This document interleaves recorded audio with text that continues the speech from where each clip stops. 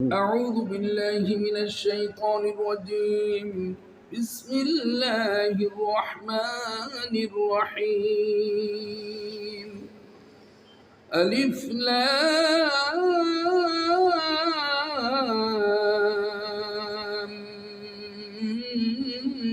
ميم.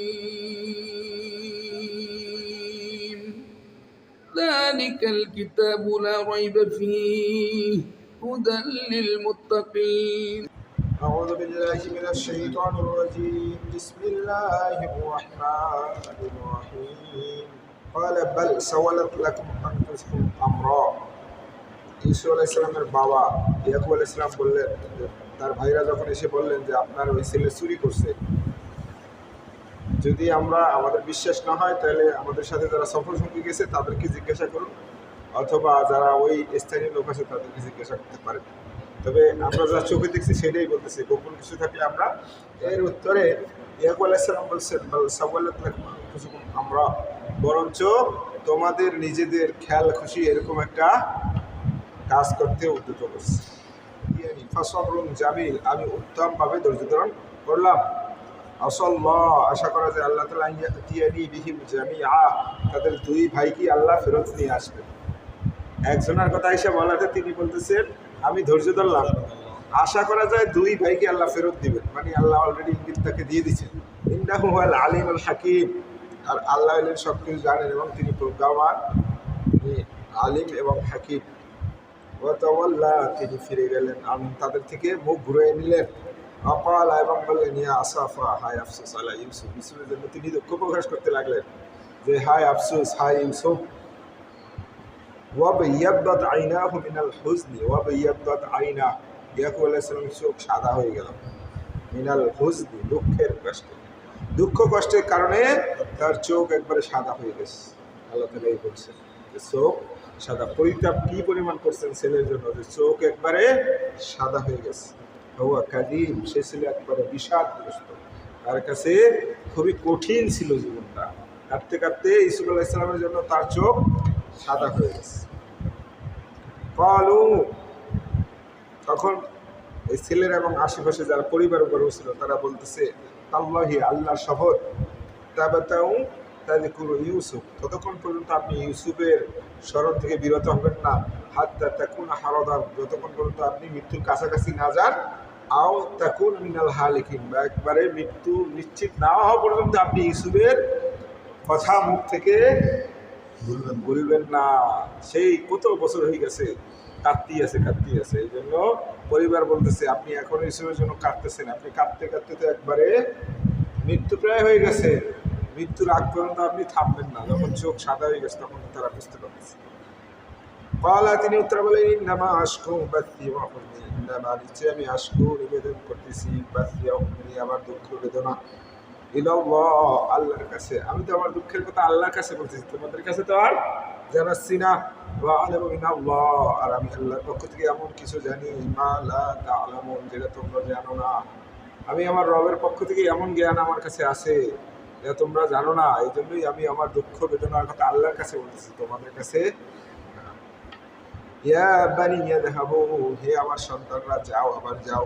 ফাতাহাসসাসু মিন ইউসুফ ওয়া আখি, ফাতাহাসসাসু, খোঁজ নাও, মিন ইউসুফ ওয়া আখি, ইউসুফ এবং তার ভাইকে দুজনকেই খোঁজো। মানে তিনি অলরেডি ওহী পাইছেন আল্লাহর পক্ষ থেকে, এই জন্য বলছেন যাও, তোমরা আবার যাও, ইউসুফ এবং তার ভাইকে খোঁজো। ওয়ালা তাইয়াসু মিন রাউহিল্লাহ, ওয়ালা তাইয়াসু আন ইয়াশবানা মিন রাউহিল্লাহ, আল্লাহর অনুগ্রহ, আল্লাহর দয়া থেকে কখনোই তোমরা নিরাশ হবে না। ইন্নাহু, নিশ্চয়, লা ইয়ায়াসু মিন রাউহিল্লাহ, আল্লাহর অনুগ্রহ থেকে তারাই একমাত্র নিরাশ হয়। ইল্লাল কওমুল কাফিরুন, একমাত্র কাফির সম্প্রদায় আল্লাহর রহমত থেকে নিরাশ হয়। কখনোই একবারে নিরাশ হওয়া যাবে না। এই হামাসের ওই দুরবস্থার মধ্যেও আল্লাহ হয়তো তাদের বাঁচার জন্য কোনো একটা ইমানি শক্তি দান করবেন। তারা তো নবী সাহাবীদের ঘটনা জানেন, এই জন্য তারা থাকতেছে। বাপ রাদিয়াল্লাহু আনহু, খুবাইব রাদিয়াল্লাহু তাআলা আনহু বলছে যে আমি যখন ঈমান আনি, মানে উনি কামারের কাজ করতো, উনি ছিল এক সর্দারের, তামিম গোত্রের এক সর্দারের সে ছেলে ছিল। আরবের একদল ডাকাত, তখনকার যুগে এরকম সিস্টেম ছিল, রাত্রিবেলায় তারা কোনো গোত্রে হামলা করতো না, দিনের বেলা যুদ্ধ করতো। কিন্তু তারা বললো চলো ওই তামিম গোত্র খুব সম্পদশালী, চলো আমরা যাই রাত্রিবেলা তাদের অ্যাটাক করে। তো রীতি অনুযায়ী রাত্রেবেলা তারা ঘুমাইতো, কিন্তু এরা রাত্রিবেলা দিয়ে আক্রমণ করাতে তারা আর প্রতিরোধ করতে পারে না। যাকে পাইছে সবাইকে খুন করছে। রাষ্ট্রে যখন ওখান থেকে ফেরত আসবে, সকালবেলা শুনতেছে একটা বাচ্চা কাঁদতেছে। এই বাচ্চার কাছে দৌড়ে গেছে, যাই দেখে যে বাচ্চাটা এত সুন্দর, বাচ্চাটাকে নিয়ে চলে এসছে। আসার পরে এক মহিলার কাছে গোলাম হিসাবে বিক্রি করে দিচ্ছে। দেওয়ার পরে তিনি কামারের কাজ করতেন, লোহার কাছে এগুলো বানাইতেন। আল্লাহ রাসূল সাল্লাল্লাহু আলাইহি ওয়াসাল্লাম, আবু বকর রাদিয়াল্লাহু আনহু আর এই সাহাবী, এরা মানে ছোটবেলা থেকেই ওই মূর্তি পূজা টুজা এগুলোর পক্ষে ছিলেন। যেহেতু ইব্রাহিম আলাইহিস সালামের ধর্ম ওখানে ছিল, দিনে ইব্রাহিম, দিনে হানিফ, ইসমাইল আলাইহিস সালামের ধর্ম, মানে তাদের মধ্যেও একটা আমাদের যেরকম আছে না যে ইসলামে এই করা যাবে এই করা যাবে না, তারপর তো আমরা পয়লা বৈশাখে বড় অনুষ্ঠান করি। ওইরকম কিছু লোক তখনও ছিল যারা দিনে হানিফের প্রতি অবিচল, আল্লাহ রাসূল সাল্লাল্লাহু আলাইহি ওয়াসাল্লাম মূর্তির কাছেও যাবেন। এই যে আবু বকর রাদিয়াল্লাহু আনহু, এই সাহাবী, তাই এরা সব যেহেতু একমাত্র লোক, এই জন্য সবসময় একসাথে কথা বলতেন। আল্লাহ রাসূল সাল্লাল্লাহু আলাইহি ওয়াসাল্লাম তার কাছে যেয়ে বসতেন। আবু বকর রাদিয়াল্লাহু আনহু একমাত্র হইলে বসে না, আমরা যেরকম বসি। তো যখন আল্লাহ রাসূল সাল্লাল্লাহু আলাইহি ওয়াসাল্লাম দিনের দাওয়াত দিলেন, ওহী প্রাপ্ত হইলেন, এই সাহাবীর কাছে বলার সাথে সাথে তিনি কবুল করে ফেলছেন। কারণ ছোটবেলার সঙ্গী জানেন যে আল্লাহ রাসূল সাল্লাল্লাহু আলাইহি ওয়াসাল্লাম কীরকম। যখন উনি ঈমান আনছেন, তখন এই মহিলা ক্ষিপ্ত হইয়া তাকে ওখানেই কি আজাদ করে দিছে, এই শর্তে যে তাকে যতদূর পারো তত শাস্তি দাও, তাকে তোমরা যত পারো শাস্তি দাও। তাকে এই যে কামারের এই আগুন তোমরা বুঝি, ওই আগুনের মধ্যে তারা ঠেসে ধরছে, চামড়া পুড়ে মাংস পুড়ে চর্বিতে ওই আগুনটা বন্ধ হয়ে গেছে। বড় বড় বড় বড় গর্ত। তাকে যখন জিজ্ঞাসা করছে গর্তটা কোত্থেকে আসছে, তখন সেই কথাটা বলতেছিল, বলছে কিন্তু তখন যে একটা ঈমানের স্বাদ পাইছি, আজ পর্যন্ত ওই স্বাদ আর কোনোদিন পাইনি। মানে আল্লাহ বেঁচে থাকার অবলম্বন সবাইকে দেয়। ওই আগুন ঠেসে ধরছে, কিন্তু হৃদয়ে আল্লাহ এমন ঈমানের স্বাদ দিয়ে দিয়েছে। এই জন্য তো বেলাল রাদিয়াল্লাহু তাআলা আনহু অজ্ঞান হয়ে যেতেন, আবার যখন হুঁশ আসতো বলতো আহাদ আহাদ, এমনি এমনি বলতো। এমন প্রশান্তি আল্লাহ হৃদয়ে ঢেলে দিছেন, তাই ওখানেও বেঁচে থাকার অবলম্বন আল্লাহ দিছেন। নাহলে এই মিশরের মাধ্যমে কালকে না পরশু প্রস্তাব দিছে তাদেরকে যে হামাসকে নিরস্ত্র হইতে হবে, 45 দিনের যুদ্ধবিরতি তারা মানবে ইসরায়েল, এর বিনিময়ে হামাস অস্ত্র সারেন্ডার করতে হবে। হামাস বলছে আর বন্দি বিনিময় করতে হবে। হামাস বলছে যে আত্মসমর্পণ তো কোনো সমাধান হইতে পারে না, মুসলমান কখনো ইহুদিদের কাছে আত্মসমর্পণ করে। কিন্তু এই কাতার আর মিশর এরা কিভাবে এই প্রস্তাব দিল? মুসলমান নামে মুসলমান, এই দেখেন এই হুতিরা ক্ষমতা লোভী মুসলমান, তো মুসলমান কখনো আত্মসমর্পণ করে? এটা তো শেষ পর্যন্ত যুদ্ধ করে, কারণ আল্লাহ তো আছে। হ্যাঁ, পিছু হটে না, সামনে আগাবে। আল্লাহ বলছি তো রহমত থেকে নিরাশ হওয়া যাবে না।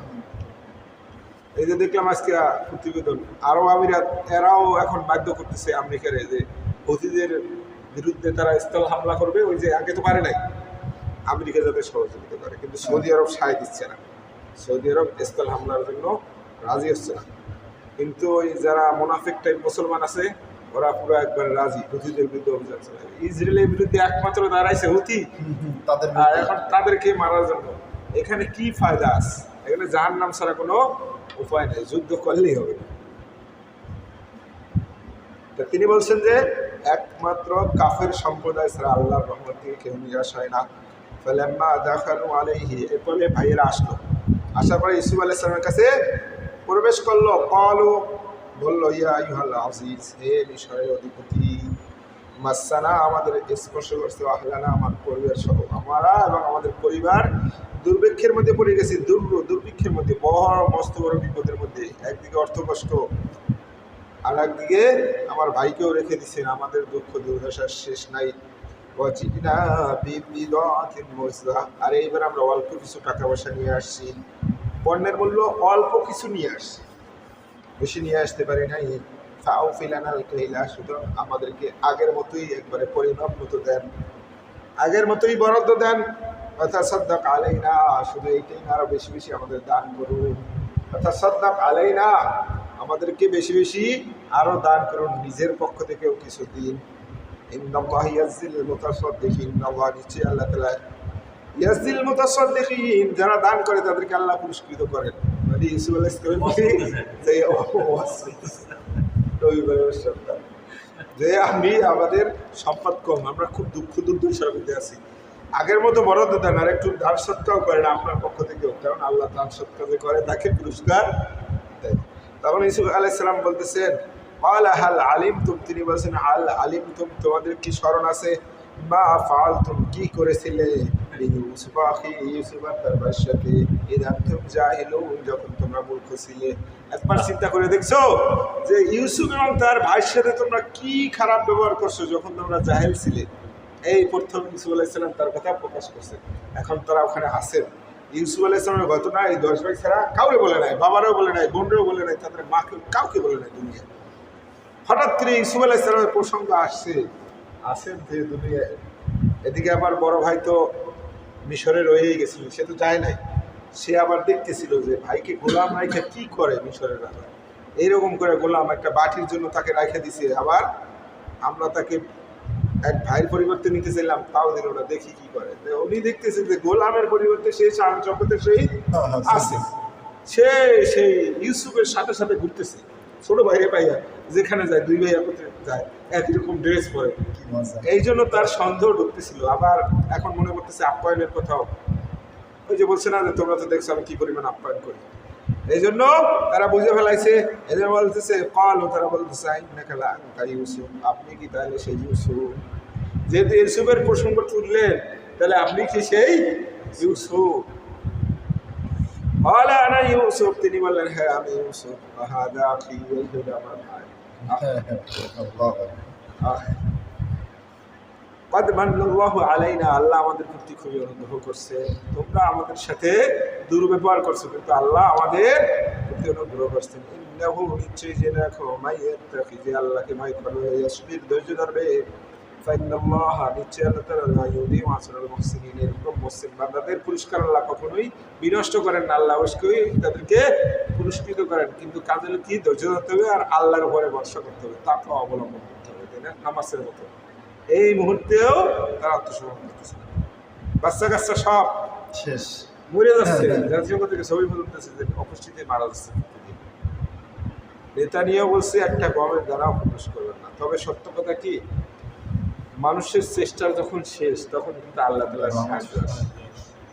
বদর যুদ্ধে সাহাবীরা জানতেন যে আল্লাহ রাসূল সাল্লাল্লাহু আলাইহি ওয়াসাল্লাম আল্লাহর কাছ থেকে প্রতিশ্রুতি পাইছেন যে সৈন্য দিয়ে সাহায্য করবেন, তারাও এক সময় বলছে সাহায্য কোথায়, যুদ্ধ যখন শুরু হয়ে গেছে তখন বলছে। কিন্তু আপনার চেষ্টা শেষ, তখন আল্লাহর সাহায্য শুরু হয়।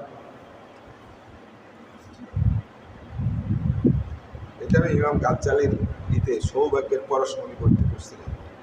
আমি বলছে তাওয়াক্কুল কাকে বলে, যে আপনি তাওয়াক্কুল করবেন যে আল্লাহ আমাকে খাওয়াবে, আল্লাহর রিজিক দেয়। এখন আপনি এই তাওয়াক্কুল করে বসলেন মসজিদে, বসে বসে চিন্তা করতেছেন আল্লাহ খাওয়াবে, তাই কেউ খাবার নিয়ে আসে না কেন, এখন আসে না কেন, হবে না। আপনি যখন আল্লাহর উপর ভরসা করতে করতে করতে করতে আপনার একেবারে ধৈর্য শেষ, অজ্ঞান হয়ে গেছেন বা শেষ মাত্রায় পৌঁছে গেছেন, তখন দেখবেন আল্লাহর সাহায্য চলে। যখন আপনি নিরাশ হবেন না, আল্লাহর সাহায্য ছাড়া আসলে কেউ আপনাদেরকে ফিরেও তাকাচ্ছে না, তখন আসবেন। আর আল্লাহর উপর তাওয়াক্কুল করে এরকম করে তাকাবেন, কিন্তু কেউ দিয়ে আনে না, আল্লাহ দিয়ে খাওয়ায় না, এরকম করলে হবে না। শেষ যখন আপনি নিরাশ হয়ে যাবেন সব দিক থেকে, এই যে ইয়াকুব আলাইহিস সালাম যখন সব দিক থেকে নিরাশ হয়ে আল্লাহর প্রতি পুরো মনোনিবেশ করছে, তখন আল্লাহ তাআলা তাকে জানাইছে।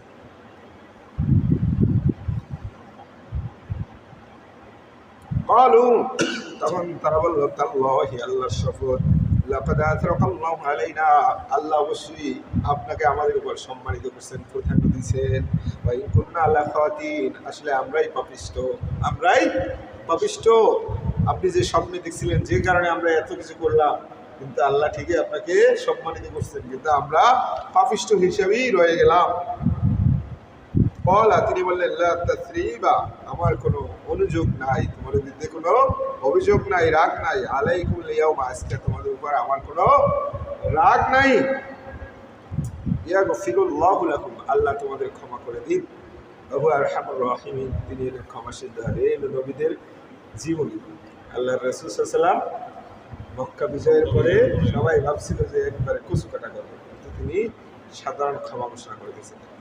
এমনকি হিন্দা, আবু সুফিয়ান রাদিয়াল্লাহু তাআলার স্ত্রী, যে আল্লাহ রাসূল সাল্লাল্লাহু আলাইহি ওয়াসাল্লামের চাচা, খলিজা পর্যন্ত সিরিয়া চাওয়াইছে, তাকেও আল্লাহ রাসূল সাল্লাল্লাহু আলাইহি ওয়াসাল্লাম ক্ষমা করে দিয়েছেন। বলছেন সে হয় ইসলাম গ্রহণ করতে পারে, ইচ্ছা করলে চলেও যেতে পারে, কিন্তু আমার সামনে যেন না আসে, সেজন্য দূরে তাকে সেই ওয়াহশী যিনি হামজা রাদিয়াল্লাহু তাআলা আনহুকে গোপনে পাথরের আড়ালে লুকাই থেকে বর্ষা মারছেন, তিনি তো ছিলেন বীর, সামনে তো মারতে পারবে না, এই জন্য সে কি করছে, পাথরের আড়ালে লুকাইছিল। ওই সময় যুদ্ধে এরকম লুকিয়েছিল, তখন বীরত্ব দেখাইতো সবাই সামনে, কিন্তু সেই পাথরের আড়ালে লুকাইছিল। যখন হামজা রাদিয়াল্লাহু যাইতেছিল, সে ওখানে হত্যা করছে।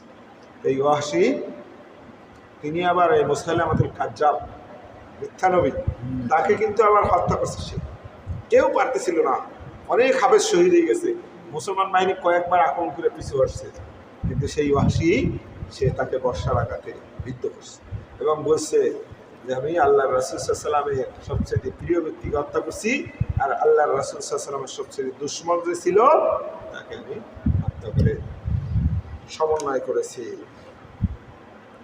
এই জন্য ইউসুফ আলাইহিস সালাম বললেন যে লা তাসরিব আলাইকুমুল ইয়াউম, আজকে তোমাদের প্রতি আমার কোনো ক্ষোভ নাই, ইয়াগফিরুল্লাহু লাকুম, আল্লাহ তোমাদের ক্ষমা করে দিন, ওয়া আরহামুর রাহিমিন, আল্লাহ ক্ষমাশীল দয়ালু। এটার কয়েকটা কারণ আছে। একটা হইল যে আপনি যখন প্রতিশোধ দিবেন সমান সমান নিতে হবে, বেশি নিলে আপনি এবার জ্বালাই এরকম। ওই যে দেখেন না, কয় ধর্ষণ চেষ্টা করছে, এই জন্য তাকে গণপিটুনি দিয়ে মারিয়ে ফেলাইছে। আচ্ছা, এটার জন্য কি মারা যায়? সে কি হত্যাযোগ্য অপরাধ করছে? করে না। চুরি করছে, পিটিয়ে মারিয়ে ফেলাইছে, এটাও কিন্তু বিধানের মধ্যে পড়ে না। চুরি দেয় কিন্তু হত্যা করা যায় না। মানে আপনি আরো সীমা লঙ্ঘন করেন। যদি ক্ষমা করে দেন, সূরা বনী ইসরাঈলে আছে, আল্লাহ বলছেন যদি কেউ অন্যায়ভাবে নিহত হয়, আল্লাহ তার ওয়ারিস যারা আছে তাদেরকে আবার এই ক্ষমতা অর্পণ করে। আল্লাহ বলছেন সে ক্ষমতা পাওয়ার পরে যেন আবার জুলুম না করে, কারণ সে জেনে রাখুক সেই ক্ষমতাটা আল্লাহর পক্ষ থেকে পাইছে। এরকম মুআবিয়া রাদিয়াল্লাহু তাআলা আনহু যখন খলিফা হয়েছেন, তখন সবাই বলছেন যে উসমান রাদিয়াল্লাহু তাআলা আনহুকে যেহেতু অন্যায়ভাবে হত্যা করা হয়েছে, এই জন্যই মুআবিয়া রাদিয়াল্লাহু তাআলা খলিফা হয়েছে। তাহলে কোনো মতেই তার কার আসে না। শেখ হাসিনাও কিন্তু এইভাবে ক্ষমতাটা পাইছিল, কিন্তু আবার সে আল্লাহ বলে দিচ্ছে জেনে রাখো এই ক্ষমতা পাওয়ার পরে তুমি এবার জুলুম করো না, কারণ তুমি কিন্তু আল্লাহর সাহায্যে এখানে আসছো। সূরা বনী ইসরাঈলের আয়াত। এই জন্য ক্ষমতা পাইলেই প্রয়োগ করা যাবে না। ছোটবেলায় অনেকেই আপনাদের সাথে আমাদের সাথে খারাপ ব্যবহার করছে, এখন রে বড় হয়েছে, তো বুড়ো হয়ে গেছে, দুটো মামলা দিয়ে দিয়েছে, এগুলো করা। এরপরে তিনি বললেন ইযহাবু, তোমরা যাও, বিকমিসি হাদা, আমার এই জামাটা নিয়া আব্বুর কাছে চলে যাও। তার একটা জামা দিলেন। ফালকুহু, রাখো, আলা ওয়াজহি আবি, আমার পিতার চোখের উপরে রাখো, ইয়াতি বাসীরা, তিনি দৃষ্টিশক্তি ফিরে পাবেন। যাতে এইটা দেখার পরে ইয়াকুব আলাইহিস সালাম বুঝতে পারেন যে না, আমার ছেলে নবুয়ত পেয়েছে। শুধু জামাটা রাখবে আর চোখ ভালো হয়ে যাবে। ওয়াতুনি, আর নিয়ে আসো আমার কাছে, বিআহলিকুম আজমাইন, সমস্ত পরিবারের যারা আছে সবাইকে এখানে নিয়ে আসো। ওয়ালাম্মা, যখনই ফাসালাতিল ঈর, এই যাত্রীবাহী দল ওখান থেকে জামা নিয়ে রওনা দিল, ক্বালা আবুহুম, তাদের পিতা বলল, ইন্নী, নিশ্চয়ই আমি, লা আজিদু, পাইতেছি রিহা ইউসুফ, ইউসুফের ঘ্রাণ পাইতেছি। এতদিন বাড়ির কাছে কূপের ভিতরে ছিল, তাও তিনি ঘ্রাণ পান নাই। আর মিশর হইল কোথায়? সে ওখান থেকে রওনা হয়েছে, তাও জামা নিয়ে, তাও তিনি বলতেছেন আমি ঘ্রাণ পাইতেছি। মানে আল্লাহ ব্যবস্থা করে দিচ্ছেন। অথচ বাড়ির পাশেই তো কূপ ছিল, যেখানে ফালাই রেখেছেন 3 দিন, তাও তিনি টের পান না। লাউলা আন তুফান্নিদুন, পরিবারে যারা ছিল তাদেরকে বলতেছেন তোমরা যদি আমার পাগল মনে না করো, মাতাল মনে না করো, অতিভ্রম মনে না করো, তাহলে জেনে রাখো আমি আমার ইউসুফের ঘ্রাণ পাইতেছি। পাওয়ালে তারা বলল, তাল্লাহি, আল্লাহ শপথ, ইন্নাকা লাফি দালালিকাল কাদিম, আপনি সেই পূর্বের ভ্রষ্টতার মধ্যে পড়ে আছে। তিনি বলতেছেন আমার যদি কি স্মৃতি নষ্ট মনে না করো, তাহলে আমি ঘ্রাণ পাইতেছি। আর তারা বলতেছি আল্লাহর শপথ, আপনি সেই আগের ভ্রান্তির মধ্যেই পড়ে আছেন। কোত্থেকে আসবে আপনার ইউসুফের ঘ্রাণ?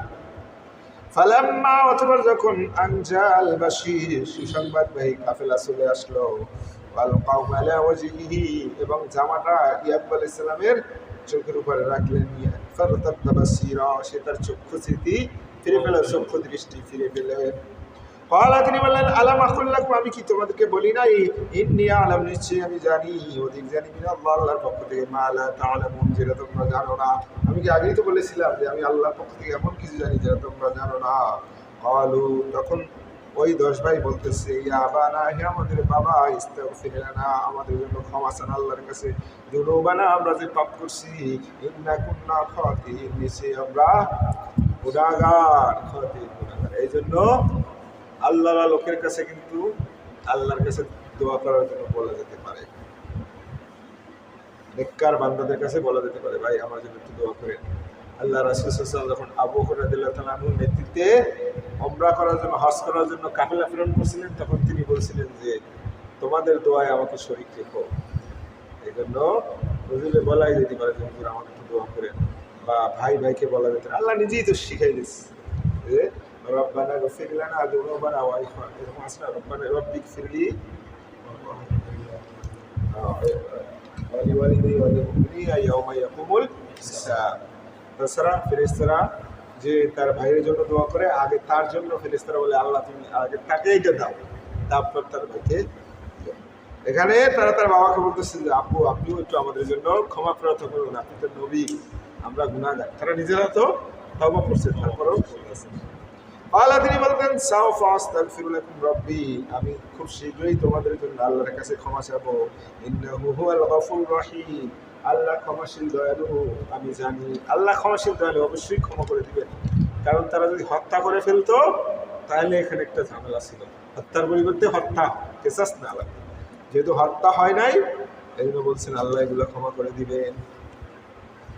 ফালাম্মা, অতঃপর যখন দাখালু আলা ইউসুফ, এই পুরা পরিবার ইউসুফ আলাইহিস সালামের কাছে আসলেন, আওয়া ইলাইহি, তিনি তার কাছে স্থান দিলেন, আবাওয়াইহি, তার পিতামাতাকে, ওয়াকালা ইদখুলু, আর বললেন তোমরা প্রবেশ করো মিশর শহরে, ইনশাআল্লাহু আমিনিন, আল্লাহর ইচ্ছায় নিরাপত্তা সহকারে এখানে প্রবেশ করো, কোনো ভয় নাই, চিন্তাও নাই, আসলে মিশরে প্রবেশ করো। ওরাফা, তিনি রাখলেন আবাওয়াইহি, তার পিতামাতাকে, আলাল আরশি, সিংহাসনের উপরে বসাইলেন, ওয়াখারু লাহু সুজদা, আর সবাই সম্মানের সিজদা ইউসুফ আলাইহিস সালামকে দিল। ওয়াকালা, তিনি বললেন, ইয়া আবাতি, হে আমার বাবা, হাদা, এটাই হলো তাওবিলু রুইয়া, ছোটবেলায় যে স্বপ্ন দেখছিলাম সেইটার ব্যাখ্যাই হইল এইটা।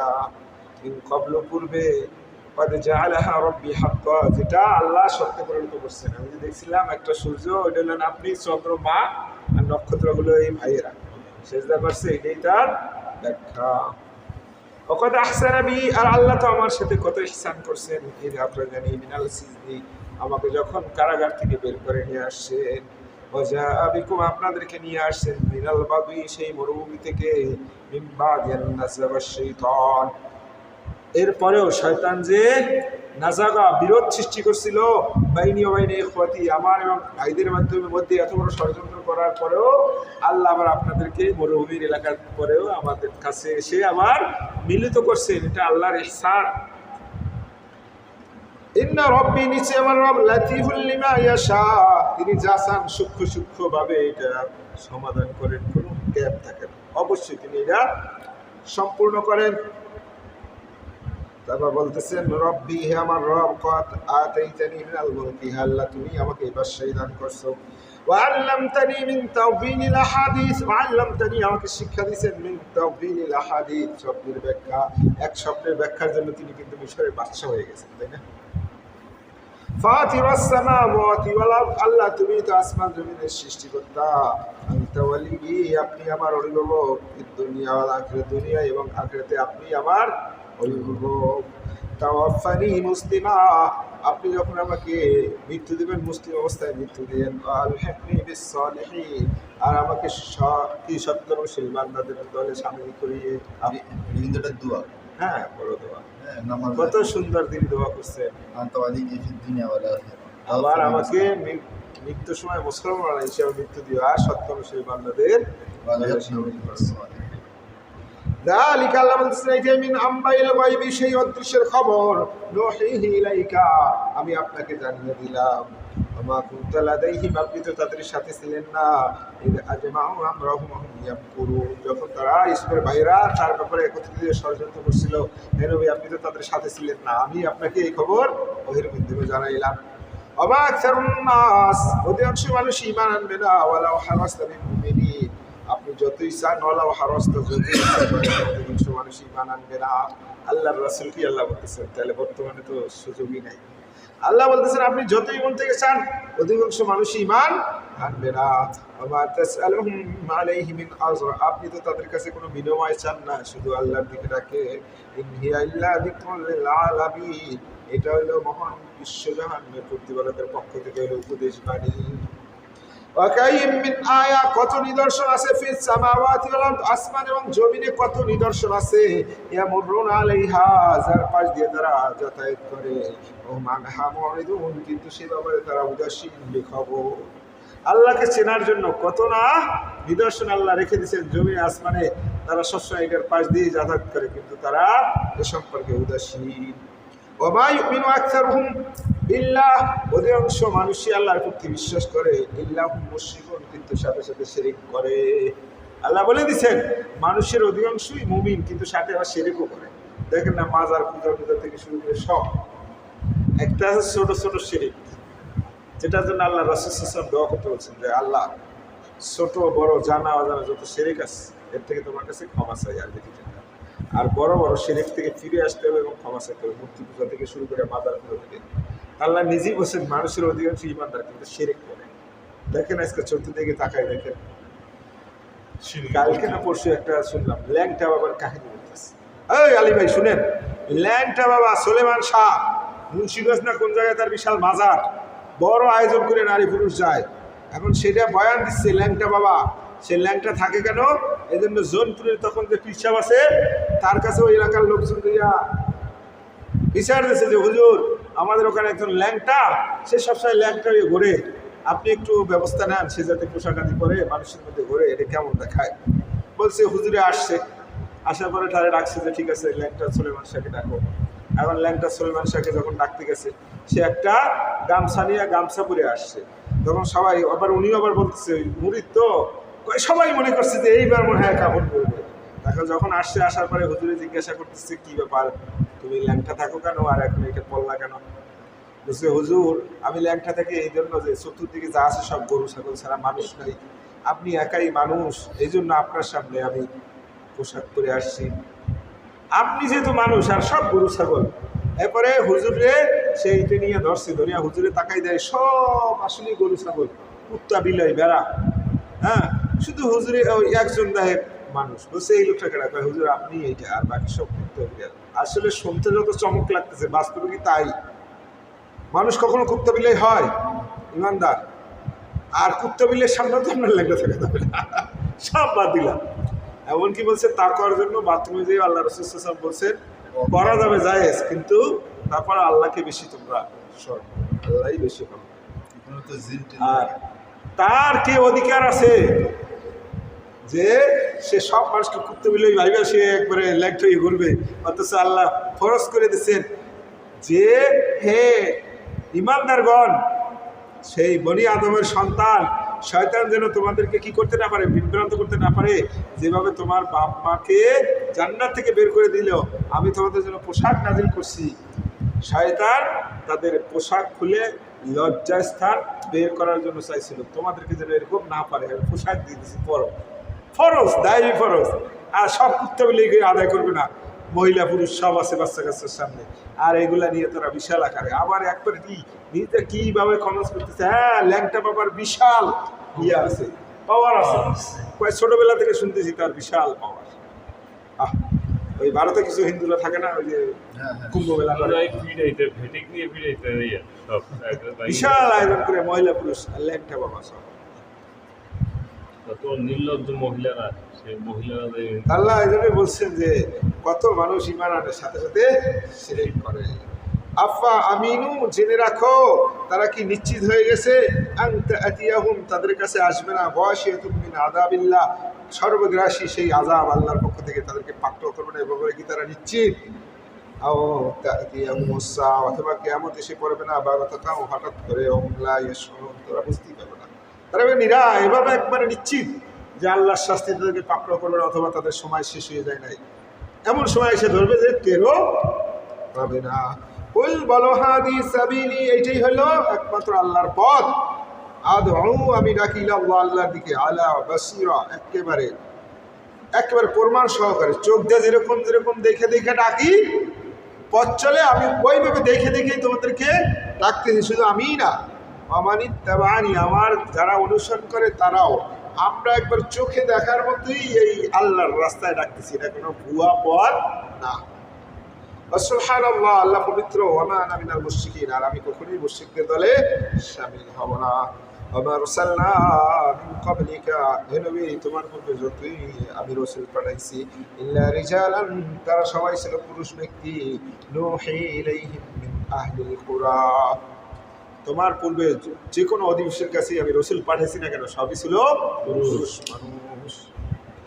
আফালাম ইয়াসিরু, তারা কি ভ্রমণ করে না, ফিল আরদি, জমিনে, ফায়ানজুরু, তারা সারা লক্ষ্য করে দেখতো, কাইফা কানা আকিবাতুল লাযিনা মিন ক্বাবলিহিম, তাদের পূর্বে যারা মিথ্যা প্রতিপন্ন করছিল, যারা মিথ্যা সাব্যস্ত করছিল, তাদের পরিণতি কি হয়েছিল, তারা কি দেখতে পারে না? ওয়ালা দারুল আখিরা, পরকালের জীবনে খায়রুল লিল্লাযিনা তাকাও, যারা আল্লাহকে ভয় করে তাদের জন্য পরকালের জীবনে উত্তম। আফালা তাকিলুন, এরপর কি তোমরা আকল করবে না? হাত্তা এমনকি ইদাস্তাইয়াসার রসুল, রসুলরাও নিরাশ হয়ে গেছিল, মানে দাওয়াত দিতে যে আল্লাহ সাহায্য আসে না, রসুলরাও একবারে নিরাশ হয়ে গেছিল। ওয়াদান্নু, আর লোকেরা মনে করলো, আন্নাহুম ক্বাদ কুযিবু, তাদেরকে মিথ্যা আশ্বাস দিয়েছে রসুলরা। আল্লাহ এখন বর্তমানে তো এরকম লাগতেছে না, হামাসের কাছে যারা অধিবাসী আছে, কিন্তু তারা এখনো ত্যাগ করতেছে না, ছেলেরা মারা যাচ্ছে, তো সেই ফিলিস্তিনি গাজার লোকগুলোও কিন্তু স্যালেন্ডার করতেছে না, তাই না? কত ধৈর্য দিয়ে আসছে। আল্লাহ বলছে যে না, হে রাসূল, এই পথে গেলে অনেক ধৈর্য, অনেক দুঃখ দুর্দশা আসবে। যে এমনকি রসুলরাও নিরাশ হয়ে গেছিল, ওয়াদান্নু আন্নাহুম ক্বাদ কুযিবু, লোকেরাও ধারণা করছিল যে তাদেরকে মিথ্যা প্রতিশ্রুতি দেওয়া হয়েছিল, জাআহুম নাসরুনা, তখনই আমার সাহায্য চলে আসছে, আনুজি আমার নাশা, এভাবে আমি যাকে চাই তাকে উদ্ধার করি। ওয়ালা ইউরাদ্দু বাসুনা আনিল কওমিল মুসলিমিন, আর পাপিষ্ঠ সম্প্রদায়ের আমার পাকড়াও থেকে কোনোদিনও তারা মুক্তি পাবে না, কেউ ফিরেই রাখতে পারবে না আমার আযাব থেকে পাপিষ্ঠদের। লাকাদ কানা ফি কাসাসিহিম, এই ঘটনার মধ্যে আছে ইবরাতুন, শিক্ষা লিউলিল আলবাব, যারা বোধসম্পন্ন ব্যক্তি, জ্ঞান সম্পন্ন ব্যক্তি, এই ইউসুফের ঘটনার মধ্যেও তাদের শিক্ষা আছে যে আল্লাহ কিভাবে নিয়ে তাকে শেষ চূড়ান্ত আল্লাহ আখিবাতুল মুত্তাকিনদেরই বিজয় শেষ পর্যন্ত। মা কানা হাদিসান ইফতারা, এই কোরআন কোনো রচনা সামগ্রী না, কল্প কাহিনী না, ওয়ালাকিন বরঞ্চ তাসদীকাল লাযী বাইনা ইয়াদাইহি, পূর্বে যে কিতাব ছিল এটার সত্যনকারী এই কোরআন, ওয়া তাফসীলা কুল্লি শাই, আর সকল কিছুর বিস্তারিত বর্ণনাকারী, ওয়া হুদা, হিদায়াত, ওয়া রাহমাতান লিকাওমিন ইউমিনুন, এবং রহমত যারা বিশ্বাসী সম্প্রদায় তাদের জন্য এটা হইল হেদায়েতের বাণী এবং রহমত। কোন রাস্তায় গেলে তারা সঠিক পথে বুঝতে পারবে, এটার গাইডলাইন হইল এই কোরআন। আল্লাহ তাআলা আমাদেরকে কোরআন বোঝার এবং হৃদয়ে আমল করার তৌফিক দান করুন, আমিন। আল্লাহ